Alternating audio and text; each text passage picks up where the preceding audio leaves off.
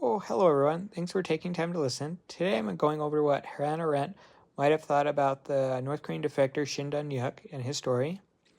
Though Hannah Arendt never commented on Shin Dong Hyuk, a political theorist like her would have likely would have viewed his experience as a grim affirmation of her theories on totalitarianism, the nature of radical evil.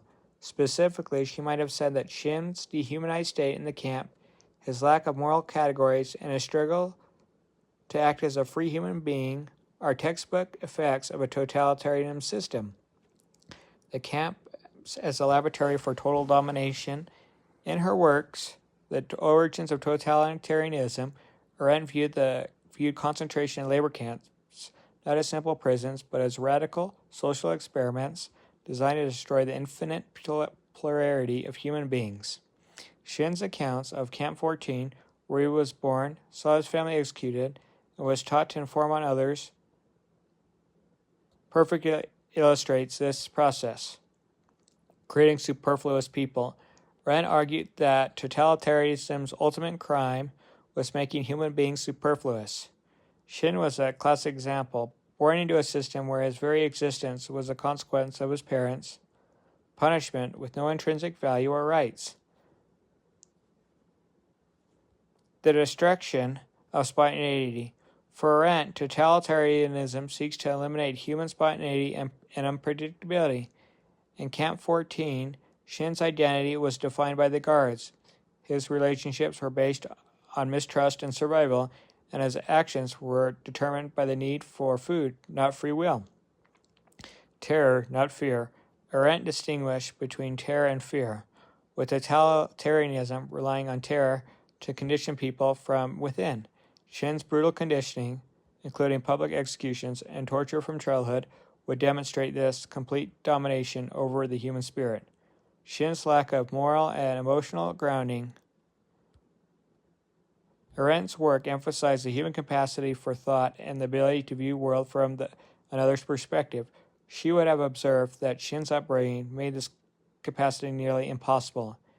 An inability to think. Shin's confession that he felt his mother deserved to be executed for not including him in an escape plot, a mindset he later disavowed, would resonate with Arendt's description of Adolf Eichmann's terrifying normality. While the circumstances are widely different, Arendt would note how totalitarianism can invert the moral order, making a person incapable of recognizing the evil in their actions, the absence of human connection. Arendt placed immense value on human connection in a space of appearance, where speech and action can reveal who a person truly is. Shin's testimony, there was no love, nothing in the sense of a familiar relationship, would illustrate how totalitarianism destroys this essential human-to-human bond through pervasive loneliness and mistrust. Shin's escape as a return to humanity, while the camp itself is a clear example of Arendt's thought, Shin's journey after his escape provides a different perspective, the journey from animal to human. After escaping and gaining freedom, Shin stated, "I think I am still evolving from an animal to human." This would likely be seen by Arendt as an attempt to rediscover the core attributes of humanity that were extinguished by the camp. Thinking and establishing morality. Shin's process of recanting parts of his story and expressing remorse for his actions suggests a belated but deliberate process of thinking and coming to terms with his past. Arendt would see the struggle to make independent moral judgment as a difficult yet necessary task of regaining one's humanity after living in a world without a public space, where actions lack meaning. Thanks for listening, everyone.